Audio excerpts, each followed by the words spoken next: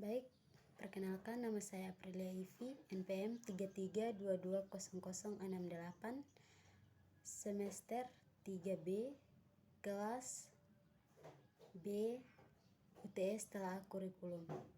Baik, di sini saya akan menjelaskan tentang kurikulum Merdeka Belajar. Yang pertama, pengertian kurikulum Merdeka Belajar. Merdeka Belajar adalah sebuah program yang digagas oleh Menteri Pendidikan, Kebudayaan, Riset, dan Teknologi, Nadiem Anwar Makarim sebagai upaya mewujudkan kemerdekaan dalam belajar. Dikatakan merdeka belajar dalam belajar artinya siswa memiliki kebebasan untuk berpikir dan berekspresi. B. Landasan kurikulum Merdeka Belajar. Undang-Undang Nomor 20 Tahun 2003 tentang Sistem Pendidikan Nasional. C. Karakteristik Merdeka Belajar. Yang pertama, fokus pada materi esensial sehingga pembelajaran lebih mendalam. Yang kedua, waktu lebih banyak untuk pengembangan kompetensi dan karakter melalui belajar kelompok seputar konteks nyata atau proyek penguatan profil belajar Pancasila. Yang ketiga, capaian pembelajaran per fase dan jam. Pembelajaran yang fleksibel mendorong pembelajaran yang menggunakan dan relevan dengan kebutuhan pembelajaran dan kondisi satuan pendidikan. Yang keempat, memberikan fleksibilitas bagi pendidikan dan dukungan perangkat agar serta materi pelatihan untuk pengembangan kurikulum satuan pendidikan dan melaksanakan pembelajaran berkualitas.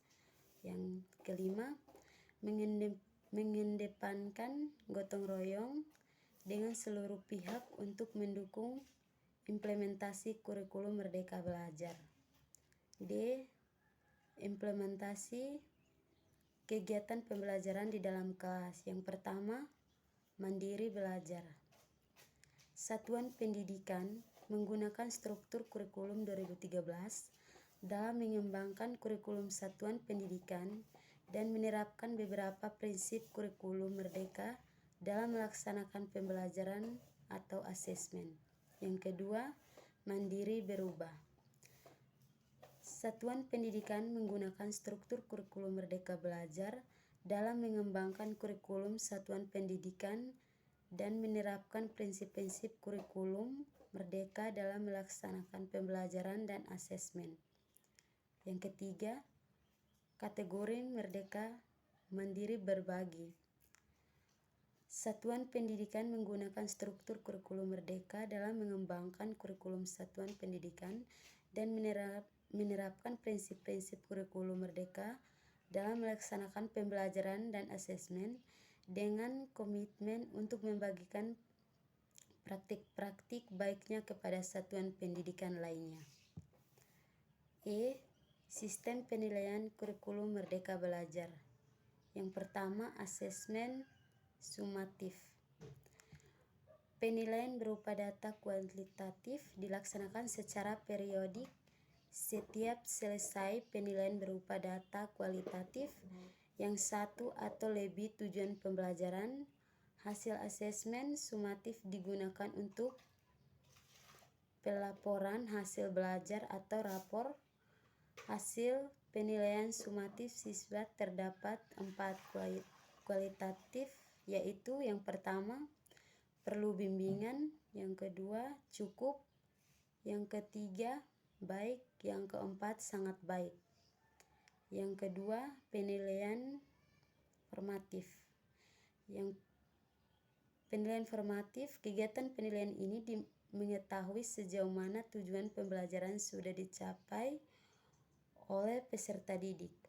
Penilaian ini dilakukan pada awal pembelajaran dan saat pembelajaran berlangsung.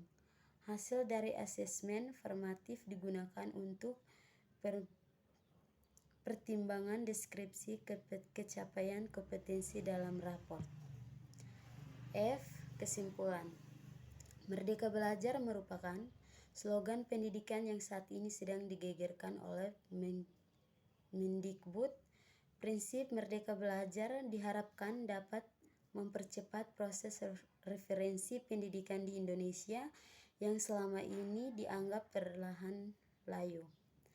Mendikbud bahkan menggagas istilah deregulasi pendidikan karena regulasi pendidikan selama ini dimulai menghambat proses pencapaian reformasi pendidikan bermuara pada kualitas dan mutu pendidikan di Indonesia. Yang terakhir, terima kasih.